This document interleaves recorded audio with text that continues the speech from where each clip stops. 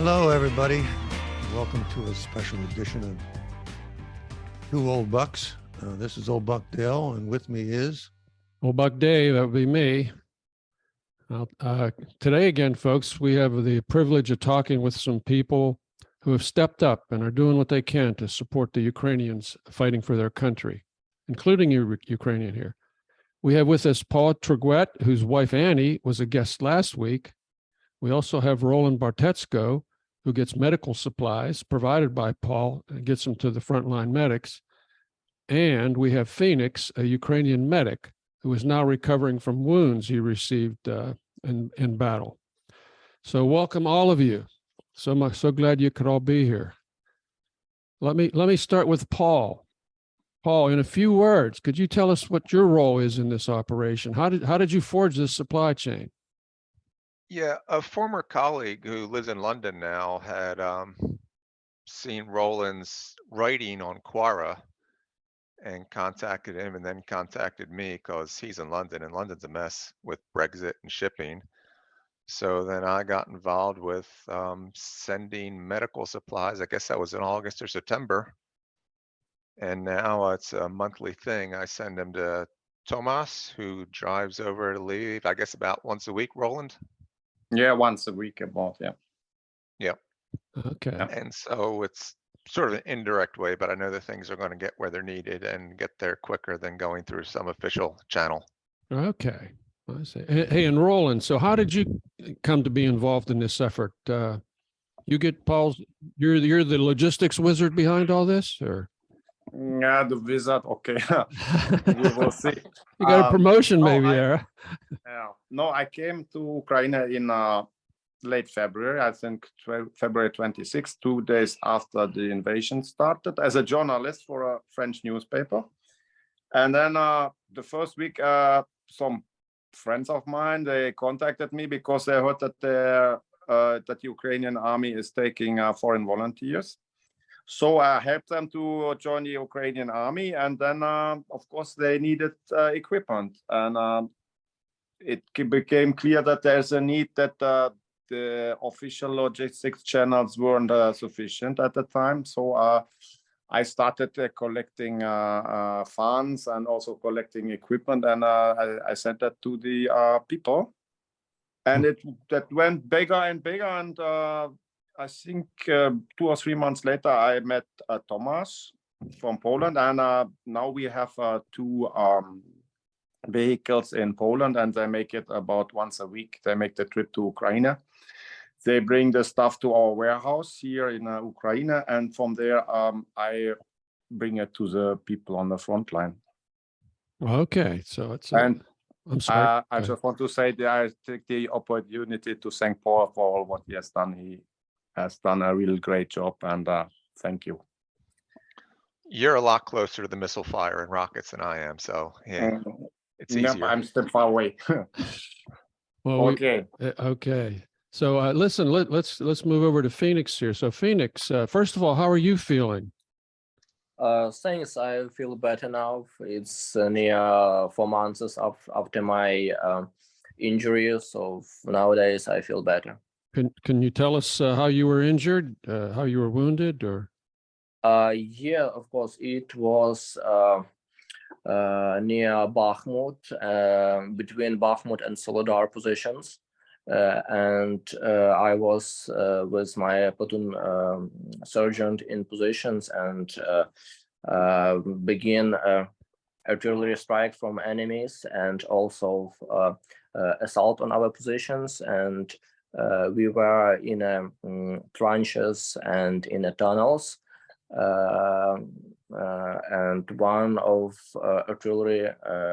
enemy's artillery strikes into our position and blow up all our ammunitions, Starlink generators, all fuel, and all our squad in one moment was injured and lost almost all weapons, radios, and everything. So everybody was injured, also me, at first time, and we realized that we don't have enough ammo, and I take a decision to take guys who was injured So it was everybody, and we tried to evacuate to our evacuation point. It's nearby 2 kilometers from our positions, and maybe in a half of that road, one of our guy stand in an anti-personnel mine, and also we had 2 guys KIA, and everybody was secondary injured, and we have 6 guys with very bad injuries, and I was only one person who can take any medical aid to them. So Wow. something like that. That's traumatic for sure. Oh, hey, listen. So tell us a little bit about yourself. What was your life like before the war? What did you do in civilian life? I am medic. I am surgeon in a regional hospital, and maybe last 6 years I was working by my professional. In the beginning of 2022, me and my friends realized that soon something will happen. So we gather together and prepare for everything. I was a part of a patriotic organization since 2008. So for that time, we have enough equipment, sound knowledge, and we was prepared enough for everything. Mm-hmm. You know, just listening to this story, I don't think I've ever heard a firsthand account like that. That just made me feel like I was right there with them. And I was going to ask, what is a typical day? I mean, do you even get a chance to sleep in a situation like that? How does the clock? I mean, there's no start and stop time like a hospital. I mean, how does it feel to be on call all that time?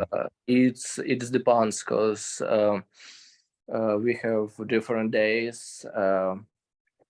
From beginning, from 28th of February, we were on positions, and it doesn't mean that all positions it's front line. It can be 5 kilometers from front line, 3 kilometers.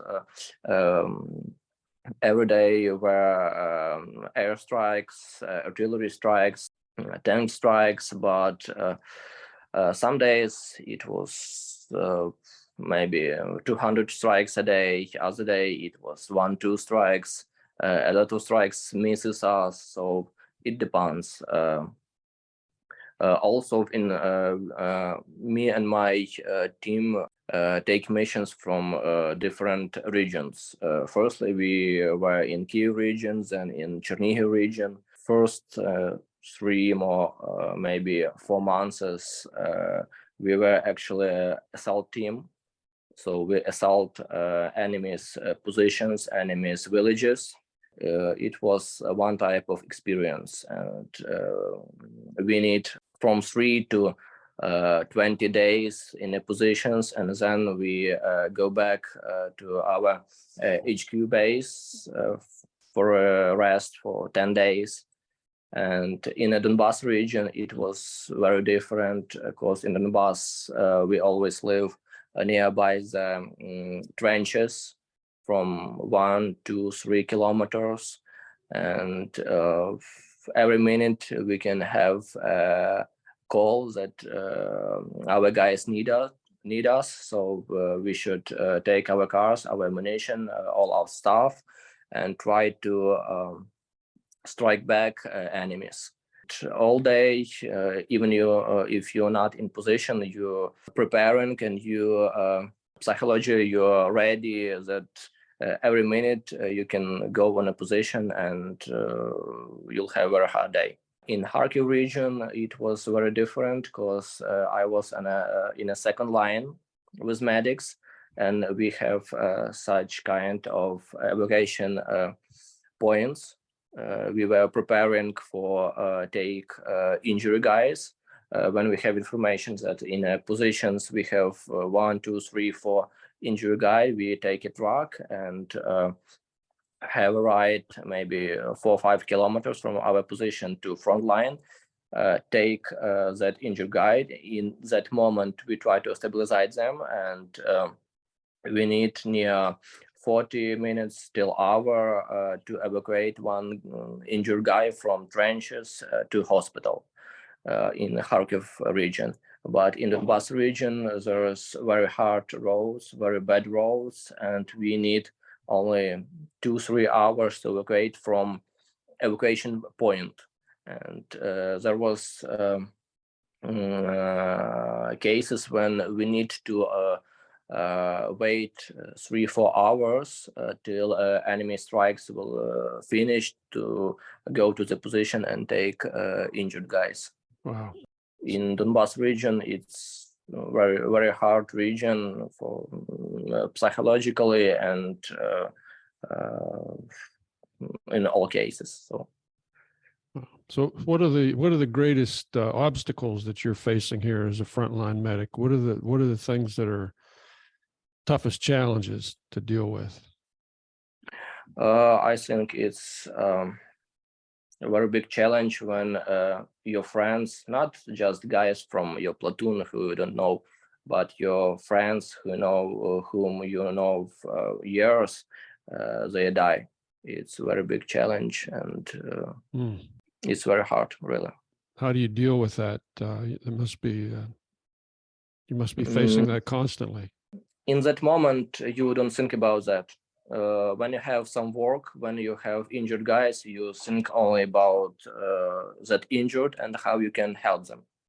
And when you come back to your back base, HQ base, you need some time to realize the whole situation. And only after that, you understand what happened. And only after that, you can make some feel that you're really crushed. I was wondering if, I mean, to me, this war was totally unnecessary. I was wondering if Phoenix is there a certain amount of anger in your heart about having to do this to save all these people when it really should never have happened? Do you feel that way when you're working in the field like that? Actually, last 10 years, I know that our war with Russian Federation will be so, because it's empire country who want to occupy all territories nearby. So all my last 10 years, I was preparing. I prepare my family, prepare my friends. That any year we can have a new big war. It depends only in a time. So I know that if such thing will begin, I must do everything to save lives, to help my neighbors, help my friends, my family, and all Ukrainians to do better and to win and to be Ukrainian in next years, to be free and independent. So, I mean, did you guys ever imagine you'd be in this situation? I think you had mentioned that you've kind of been preparing for a lot of years here, and of course there was the things in the east that started around 2014. I know some Ukrainians that I talked to before the war started here last year said, "Oh, gee, the Russians have been doing this since 2014. We don't think it's going to be any different."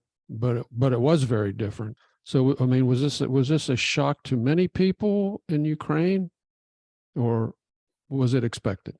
I think it's depends on the people, because my friends and me in January of 2022, we know that something will happen and something will be bigger than it was in 2014. But we have a lot of people who don't know about any politics. They know they have all information about their work, or their families, some parties, and they don't need any more information about all world, and they don't understand what happened and what will be next. Yeah. Okay. As I listen to this, I'm just chilled that I'm talking to a real patriot. I mean, he saw a need and he stepped up. He stepped up. He saw, he anticipated he was going to help. And just listening to this, Dave, I think is absolutely fantastic. I'm very proud to be a part of this story. I want to thank him straight away for what he does. Absolutely. And also kudos to Paul and Roland here for, this is kind of the unsung support in the background that is definitely needed, and makes part of this happen. Well, the obvious question to me is, how can we help? I mean, anybody listening to this is probably as chilled as I am. How can we help? How can anybody help? I think my president a lot of times talk about any help that we need. So we need tanks, planes, and everything, because we have a big war, biggest war since Second World War, and our people need a lot. I can tell you about my squad. As I told Roland, we have enough medicals, we have enough ammo, equipment, but we have such things that like quadricopters. We use them every day, a lot of days, and every time, and a lot of times they're crashing because they're blown by our enemies, and it's some kind of resource that expensive, and we don't have enough. We lose 15 or 20 Mavic 3 for last 6 months. It's only my squad. Well, certainly Western governments are more and more giving you more and more aid, and we certainly hope that continues with respect to military aid. Paul, do you want to just kind of review how people can help on a personal basis here with medical supplies and the system that you're using? And I've used it on Amazon France, and it works. Well, that's what I've set up for some of the more advanced things. Laryngoscopes and Roland, I've based that on a couple lists that you had sent me from other people. I go through specific medical distributors there. But I think the ones that are on the Amazon list, especially the vented chest seals, the Israeli bandages, Roland, you say they go through them at a prolific rate. Was there anything I could add to that or improve it? No, I mean, the chest shields, that's what goes. I told you there was a guy last week from Azov in our office warehouse, and that's the only thing we didn't have on the list that they needed, but the list is good at the moment. So I think it's great, and things are coming to Poland almost every day. So we can get them really fast on the front line. As soon as they are here, where we have our warehouse, they are the next days or day after they are already at the front line. So the system is working. Yeah, it works. Absolutely. It works perfectly. And it's really. I mean, if there's something which is not on the list and the people need, I also buy that myself. Sometimes it's really it's not that we forgot something, but they need something specific, and we don't have it. Then it's no problem.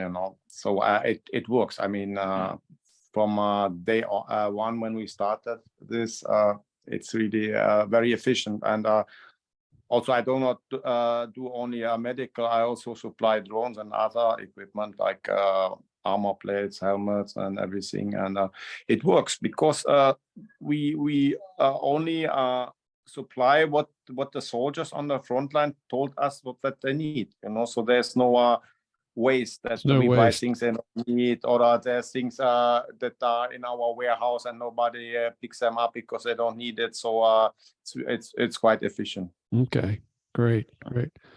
So, Phoenix, back to you. So, what's next for you? You're pretty much recovered from your injuries. Yes, but I need some more time to recovery, and after that, I'll see, and our doctors will tell me can I continue my work like battle medic, or I need to back to the hospital and continue my work in the hospital. I see. Okay. How are the people coping with the weather? When I see the carnage and damage, and how are the average Ukrainian coping with the cold weather over there? Is there any shelter at all that they can use? Depends on the situation. If they have some basement, they can use fire maples. If they are only in the trenches, they use trench fire. I forgot how it's called in English. Also, there is such warm gloves they use and warm wear. It sounds to me like they're coping as best they can, but they are coping. That's what I'm hoping, that I believe they're resilient people, and that they're coping with this weather, that they weren't able to use the weather against them to defeat them. So I'm pleased.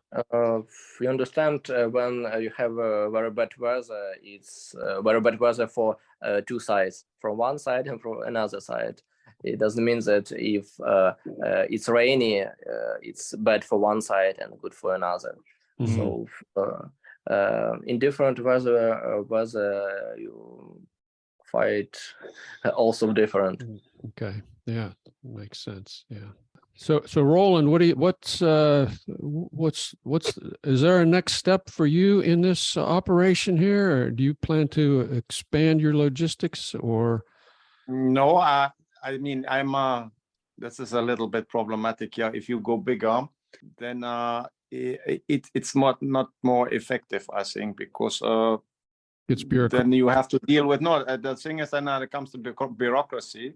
Then at the moment, I tell you that honestly, when we get the stuff from Poland, a lot of things usually should be cleared by customs, and we don't do that. So because it just costs time. So if you have a bigger operation, let's say you come there every week with 5 or 6 trucks, then you can't do that. So I think it will be much slower. Like you see all the equipment, let's say NATO countries send, it takes a month, to get this here. So I can get a drone from Germany to the front line in less than 1 week if I have to. So and you only can do that if you operate small, and I wouldn't say under the radar, but it's like it is.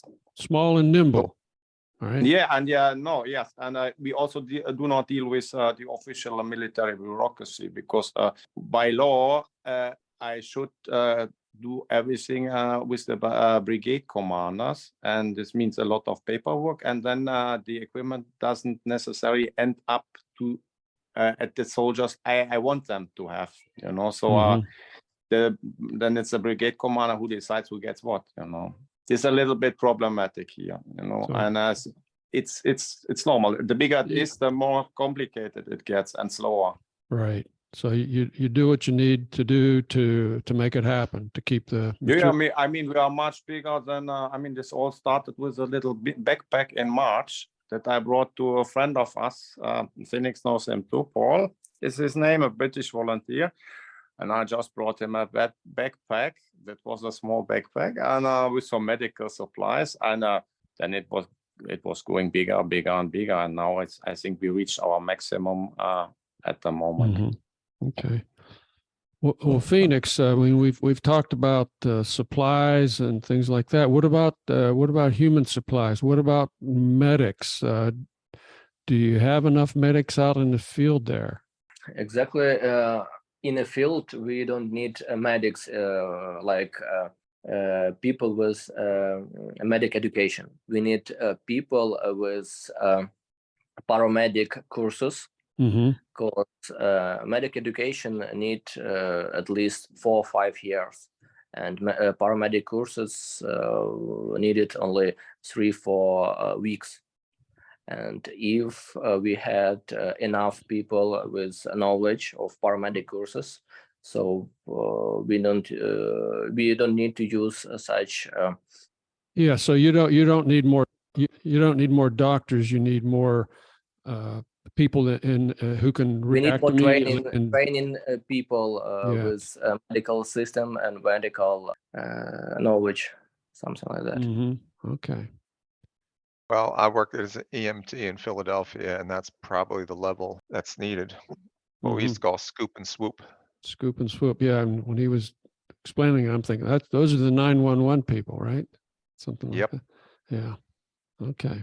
And nowadays, a lot of young people think that nowadays war is assaulting like Call of Duty, when you need to hit the strikes from your carabine for 400 meters, 500 meters in a village or in a city. But mostly nowadays war is digging trenches. Mm-hmm. You need to know how to properly dig trenches. After that, you need to know medicines, and only after that you need to know how to shoot. Mm-hmm. Because nowadays it's almost 80% is artillery war. Mm-hmm. Okay. And all that artillery, that's all random stuff, isn't it? I mean, it's just, they shoot every which way all the time, just dropping it here and there, I assume. That's what it looks like on the TV. I think no TV can show you exactly how it Yeah. was in a real situation. Well, that says it all right there. No TV can really show you what it's really like. I was just going to say that. That'd be Dave. so true. Gosh. No TV can show you what really it's like. And so there you go. been duped. I mean, I'm watching TV thinking that's what it's like. I hope people, when they listen to this, feel the same way I do. It's just phenomenal that people on the ground, a small little operation, are doing something unencumbered by the bureaucracy. That, I mean, it gives me hope and makes me feel good to know that this is going on. I swear, it's a pleasure to be a part of this as two old bucks, Dave and Dell, I swear. If you ask me why I go to army and to protect my family and my house, I can tell you that I went to army because I don't want that my family saw that destruction what is in a front line. There isn't any houses, any buildings, anything. It's only mud, broken trees, a lot of pain, mud, and blood. Man. And it's day by day, Day by day. without any ending and any good days.